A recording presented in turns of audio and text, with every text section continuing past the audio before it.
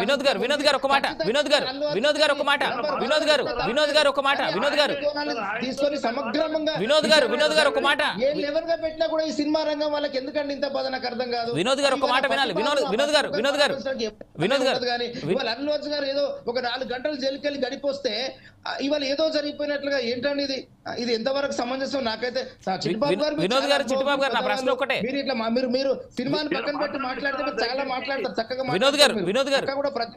వినోద్ గారు లెట్ చిట్టుబాబు గారు స్పీక్ అండి. వినోద్ గారు ప్లీజ్ చిట్టుబాబు గారిని మాట్లాడివ్వండి. చిట్టుబాబు గారు ఇప్పుడు వినోద్ గారు చాలా ఆవేశంగా పడిగట్టు పదాలతోటి చాలా ఉపన్యాసాలు మాట్లాడుతున్నారు. నేను ఆవేశంతో మాట్లాడినా అర్థంతో మాట్లాడతాను. ఇంతే విన్నాను సార్, ఓపిక విన్నాను. దయచేసి వినండి సార్, దయచేసి.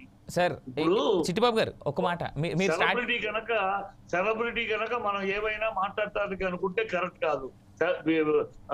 నేను అడిగిన ప్రశ్నకి చంద్రబాబు మీద ఎందుకు కేసు పెట్టలేదు, చట్టం ఆ రోజు ఆయన బాధ్యులు కాదన్నది. మరి అలాగే ఇక్కడ చట్టం ఎవరిని బాధ్యులు చేయాలి?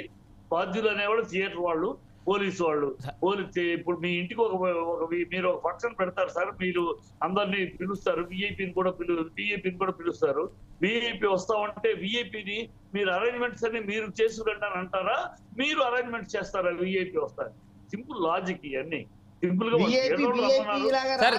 వినోద్ గారు చిట్టుబాబు గారు ఒక ప్రశ్న. వినోద్ గారు వినాలి. చిట్టుబాబు గారు ఎందుకు కూర్చున్నట్టు చిట్టుబాబు గారు వినోద్ గారు ఇక్కడ మనం డివేట్ అవుతున్నాం. విషయమే చర్చించడానికి వచ్చా. ఉపన్యాసాలు, పడికట్టు పదాలు, సెంటిమెంట్, మానవత్వము ఇవన్నీ మాట్లాడటం నేను అంతకన్నా ఎక్కువ మాట్లాడగలను సార్.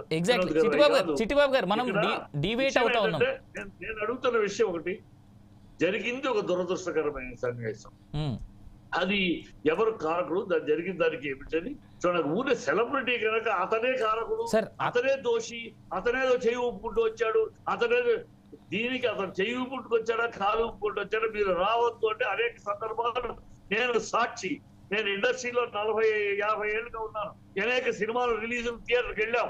అనేక ఏదైనా ఒకవేళ క్రౌడ్ ఎక్కువ ఉంటే ఆ థియేటర్ యాజమాన్యమో లేకపోతే పోలీసుతో ముందే చెప్తారు సార్, 10 నిమిషాలు లేట్ గా రండి, ఇక్కడ క్రౌడ్ ఎక్కువ ఉన్నారని. మొన్న దేవర కూడా అదే జరిగింది. దేవరలో అనుకున్న దానికన్నా ఎక్కువ మంది వస్తే పోలీస్ ఆఫీసర్ వచ్చి ఇమీడియట్ గా సార్ మేము ఒక 75 లక్ష మంది అనుకుంటే 2.5 లక్షల మంది వచ్చారు సార్, మేము కంట్రోల్ చేయక లోపలికి రాలా, కానీ బయట అంతా ఉన్నారు, మాకు రిపోర్ట్ గా అంతమంది వస్తే మేము మెయింటైన్ చేయలేం, క్యాన్సిల్ చేసుకోండి అన్నారు. ఇమీడియట్ గా క్యాన్సిల్ చేసుకున్నారు. అలాంటి ఇన్ఫర్మేషన్ పోలీస్ డిపార్ట్మెంట్ ఇస్తుంది, లేకపోతే థియేటర్ మేనేజ్మెంట్ ఇస్తారు. అది జరగలేదు ఇక్కడ. అది జరగకపోతే జరిగిన ఉపద్రవం. దానికి అతన్ని ఇంకో పాయింట్, అది వెళ్ళి కలిసారా కలవాల్సిన సందర్భంలో అక్కడ బెదిరింపులు, తగలబెట్టాలు, ఈ బొమ్మలు తగలబెట్టాలు చేస్తున్నారు.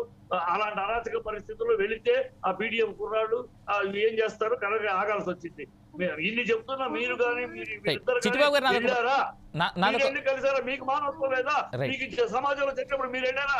హాస్పిటల్కి వెళ్ళా పిల్లల్ని పలకరించారా?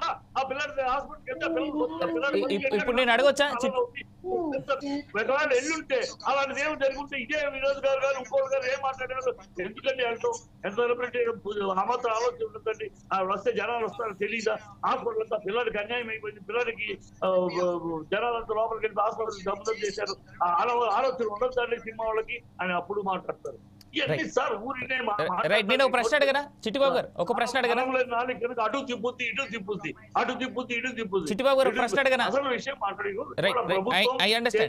ప్రభుత్వం చేసిన తప్పిదం ఇది. ప్రభుత్వానికి మేము చెప్పాం, ఈ మిడ్ నైట్ షోలు ఈ వద్దు అని మేము అడిగాం, వినతి పత్రం ఇచ్చాం. ఈ ప్రభుత్వం అలక్ష్యంగా దాన్ని పట్టించుకోలేదు. ఇవాళ ఇది జరిగిన తర్వాత ఇవాళ మేము బ్యాన్ చేస్తానని కోమటిరెడ్డి అంటాడు. పర్మిషన్ ఇది అడిగాం, కోర్టులో కేసు కూడా చిట్టుబాబు గారు మనం డిబేట్ అవుతా ఉన్నాం. ప్రభుత్వం మేము చెప్పాం అర్ధరాత్రి షోలు, ప్రీమియర్ షోలు. చిట్టుబాబు గారు చిట్టుబాబు గారు ఎమోషనల్ అయిపోతారు, ఏదో చూసేయాలని కంగారు పడిపోతారు. తనకి యొద్దు పర్మిషన్ ఇవ్వద్దంటే ఇచ్చింది ప్రభుత్వం.